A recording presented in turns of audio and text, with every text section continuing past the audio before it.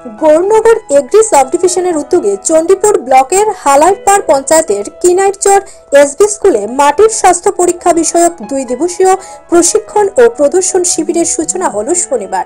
ঊনকোটি জেলায় মোট 10টি গ্রাম পঞ্চায়েত এলাকায় এই ধরনের প্রশিক্ষণ ও প্রদর্শন শিবির অনুষ্ঠিত হবে। জেলার গৌরনগর এগ্রি সাবডিভিশনের অধীন 60টি গ্রাম পঞ্চায়েত এলাকা এবং পেচারদল এগ্রি সাবডিভিশনের অধীন 3টি গ্রাম পঞ্চায়েত এলাকায় এই প্রশিক্ষণ ও প্রদর্শন শিবির অনুষ্ঠিত হবে। ঊনকোটি জেলায় শনিবার প্রথম হালার গ্রাম পঞ্চায়েত এলাকায় এই প্রশিক্ষণ ও প্রদর্শন শিবিরের আনুষ্ঠানিক উদ্বোধন হয়।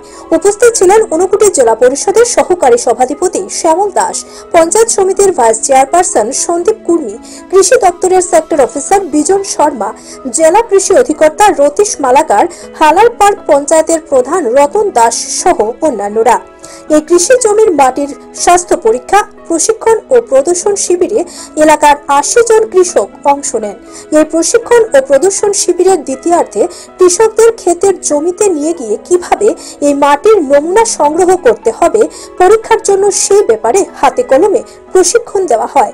এই প্রশিক্ষণ শিবিরে বক্তব্য রাখতে গিয়ে কৃষি দপ্তরের সেক্টর অফিসার বিজন শর্মা বললেন, হালাইপাড় গ্রামের স্কুলে সয়েল হেলথ ম্যানেজমেন্টের উপর 2 দিবসীয় ট্রেনিংয়ের সূচনা হয়েছে। প্রথমে পঞ্চায়েত অফিসে আমরা এই কীভাবে সয়েল হেলথ ম্যানেজমেন্টের করা যায় তার উপর আমরা আলোচনা করেছি এবং কেন তার প্রয়োজন। প্রত্যেক কৃষক ভাইকে আমরা অনুরোধ করেছি যাতে তাদের মাটি নিয়ে আসেন পরীক্ষার জন্য এবং আমরা তাতে সয়েল হেলথ কার্ড দেবো। পাশাপাশি তার দ্বিতীয়ার্ধে এখন আমরা মাঠে এসে কীভাবে সেই স্যাম্পল কালেকশন করতে হয় সেটা আমরা হাতে কলমে দেখিয়ে দিয়েছি।